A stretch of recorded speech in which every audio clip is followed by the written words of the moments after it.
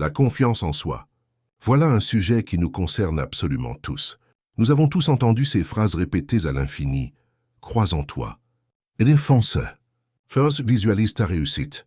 De beaux conseils, certes, mais combien d'entre nous sont restés frustrés face à leur inefficacité? Car entre de belles paroles et une véritable transformation intérieure, il y a souvent un gouffre. Et pourtant, il existe une voie différente. Une approche qui n'est pas née hier, mais qui a traversé les siècles en gardant toute sa pertinence. Cette voie, c'est celle de la philosophie stoïcienne. Et attention, je ne parle pas d'une théorie poussiéreuse réservée aux bibliothèques ou aux cercles d'intellectuels. Ce que les stoïciens nous ont légué, c'est un véritable manuel pratique pour développer une confiance en soi profonde, durable, ancrée dans le réel. C'est précisément ce que nous allons explorer ensemble. À travers des histoires inspirantes et des exercices simples, vous allez découvrir comment cette sagesse antique peut encore aujourd'hui transformer notre rapport à nous-mêmes et au monde. Vous verrez qu'en appliquant certains de leurs principes, il devient possible de bâtir une assurance tranquille, une solidité intérieure qui ne dépend plus des circonstances extérieures. Car si vous êtes là, c'est que vous avez compris quelque chose d'essentiel. La confiance en soi n'est pas un talent inné que certains auraient reçu en cadeau à la naissance. Non, c'est une compétence. Et comme toute compétence, elle se travaille, se développe, se cultive. Et pour cela, il faut parfois oser sortir des sentiers battus et explorer des chemins nouveaux. Au cours de ce voyage, nous allons aborder 3 stratégies puissantes, directement inspirées de la pensée stoïcienne. 3 clés qui ouvrent de nouvelles portes, chacune offrant des outils concrets pour transformer votre vision de vous-même et votre manière d'agir dans le monde. Alors, si vous êtes prêts à avancer, installez-vous confortablement. Prenez une grande inspiration et laissez votre esprit s'ouvrir. Car notre chemin commence maintenant, avec la première stratégie et sans doute la plus fondamentale de toutes, l'art de maîtriser votre dialogue intérieur. Nous avons tous cette petite voix dans la tête. Vous savez, celle qui commente tout ce que nous faisons, qui murmure ses jugements en permanence. Parfois, elle se montre encourageante. Tu peux y arriver. Ça continue, tu progresses. Mais bien souvent, elle devient notre critique la plus sévère. Tu n'es pas assez bon. Mais tu vas échouer. Ou à quoi bon essayer? Les stoïciens avaient parfaitement compris l'importance de cette voix intérieure. Ils l'appelaient parfois leur démon. Non pas dans un sens maléfique, mais comme une sorte de conseiller intime. Et ils savaient une chose fondamentale. La nature de ce dialogue intérieur influence directement notre confiance en nous, nos décisions et finalement, la qualité de notre vie.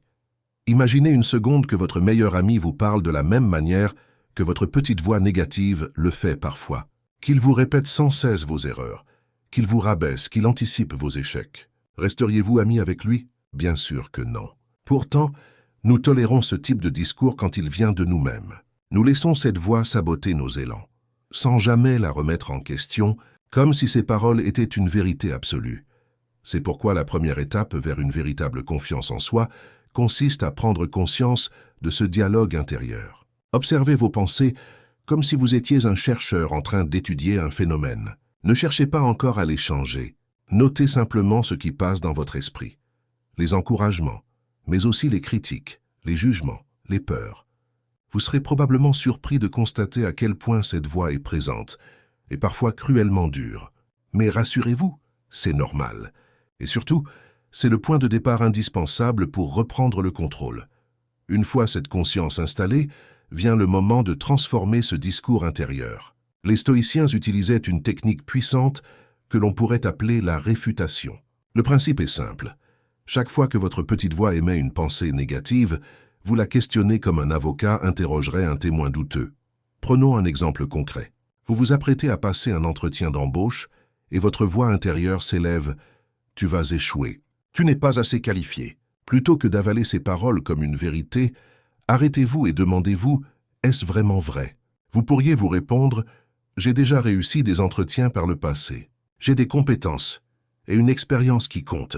Je ne suis pas parfait, mais j'ai des atouts à offrir. » Voyez la différence? En remettant en question la pensée négative, vous enlevez son pouvoir. Vous passez d'une posture passive et effrayée à une attitude active, consciente et confiante.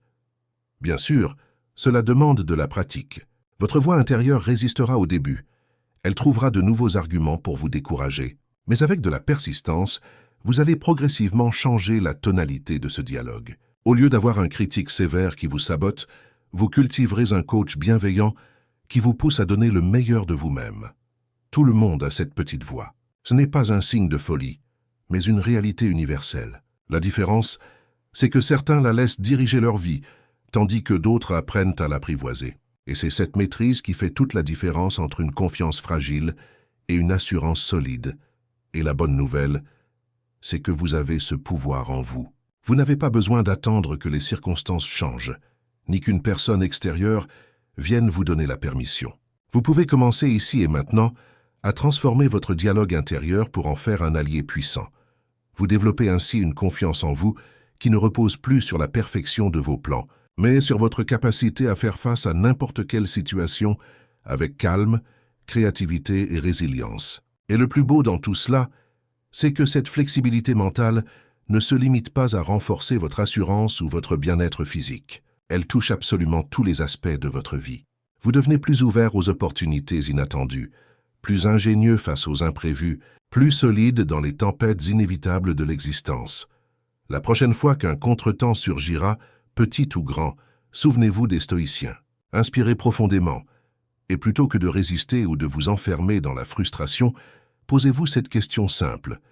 Comment puis-je m'adapter? Quelle opportunité se cache derrière cet obstacle? Cette attitude marque le début d'un rapport nouveau à la vie.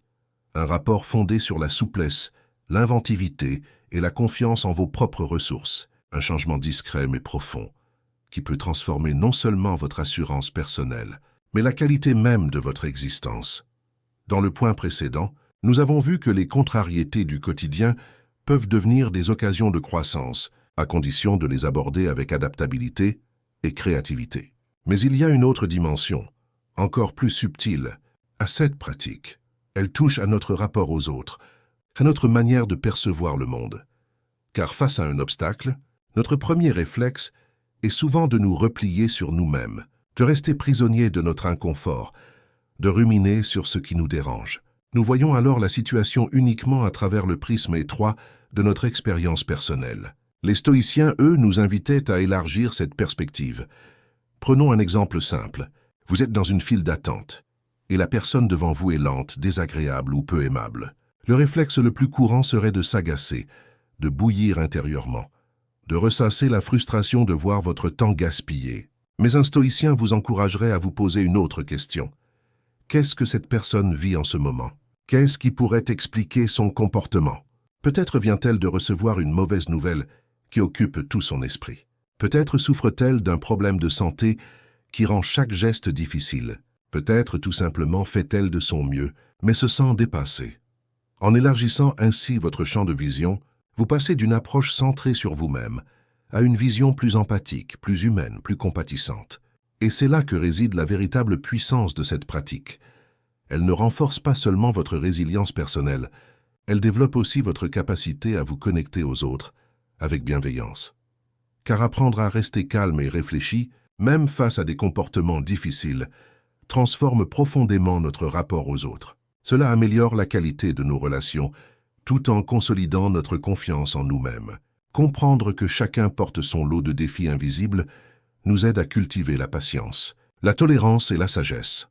Face à une personne désagréable ou hostile, il est crucial de ne pas prendre ses paroles ou ses gestes comme une attaque personnelle. Réagir de manière impulsive ne ferait qu'envenimer la situation, générant davantage de stress et de conflits inutiles. À l'inverse, répondre avec réflexion en posant des limites claires et fermes permet de préserver son équilibre tout en évitant l'escalade. N'oubliez pas, ne pas développer cette capacité peut coûter cher. Cela peut nous condamner à vivre sous tension, à accumuler du stress et de l'anxiété, au risque d'altérer notre santé mentale et même physique. Mais apprendre à gérer ces interactions avec calme et maturité ouvre la voie à des relations plus saines, plus constructives, aussi bien dans la sphère personnelle que professionnelle.